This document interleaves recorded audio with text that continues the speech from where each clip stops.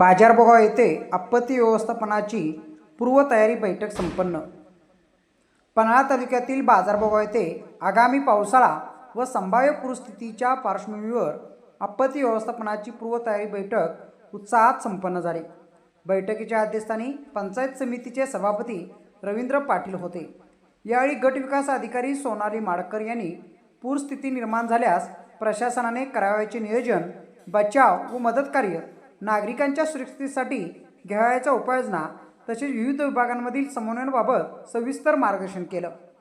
पंचायत समिती सदस्य दत्तात्रय खोत यांनी आरोग्य यंत्रणेने पावसाळ्यात सतर्क राहून आवश्यक औषध साठा, वैद्यकीय पथके व प्रतिबंधात्मक उपाययोजना सज्ज ठेवाव्यात अशा सूचना केल्या। बैठकीस मंडलाधिकारी नलिनी मोहिते, विस्तार अधिकारी पी.डी. भोसले, ग्रामपंचायत अधिकारी सुरेश पाटील, आर.टी. कुंभार, ऋषी गुरव, आर.एस. वाघमारे, बाजारभोगावचे नितीन हिरडेकर तसेच ग्राम महसूल अधिकारी चंदू मसवेकर, राजाराम चौगले, वाशिम मुल्ला शरद पाटील, राणी सुतार, सुनंदा माने, कोतवाल संभाजी कुंभार, पोलीस पाटील विक्रम पाटील तसेच कळे पोलीस ठाण्याचे कर्मचारी तसेच विविध विभागाचे कर्मचारी उपस्थित होते। आपत्तीच्या काळात सर्व विभागांनी समन्वयाने कार्य करून नागरिकांच्या सुरक्षेसाठी प्राधान्य द्यावे असे आवाहन यावेळी करण्यात आले।